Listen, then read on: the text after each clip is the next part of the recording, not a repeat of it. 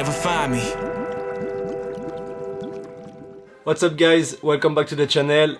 Good to see you and I hope you feel really good today. Last week in my community tab on YouTube, I asked you the question if you would be interested in a video about the best export setting for your Instagram videos, and you were 55 to vote and 95% of you say yes, so let's talk about that.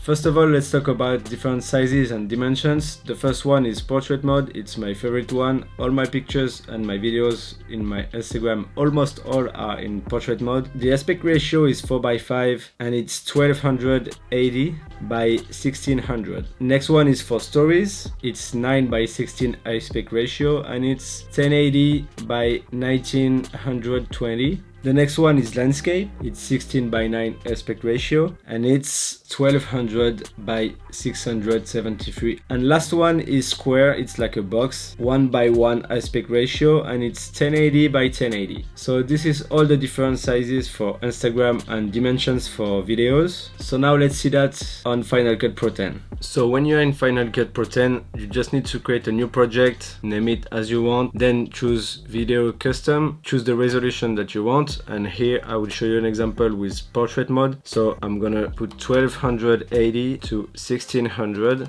my bitrate 24p because my project is in 24p. Then click OK. Then you can import your video, put it on the timeline. When you have your video here, you just need to click here, crop, done, and then you have your video in portrait mode. But another quick tips guys, as you can see here, I'm not in the middle and I want to be in the middle, so I just make a cut at the beginning and at the end. Then I click on the clip here and hold click and you can move around and just change the orientation of the video. Don't forget to check all your video. After that, select all the projects here, master export, settings, H.264 better quality, and then you choose the right resolution, which is this one. Then you can export it to your desktop, share it to your phone, and then you're good to go for share it to Instagram. Okay, now you know everything about the best settings to export your video for Instagram.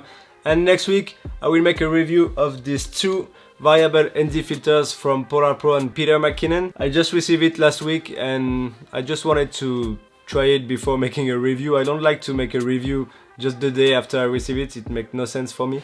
And I want to compare them with the old one that I had, the Nizi variable ND and the Oya. And I want to make a comparison side by side and also explain you what you can do.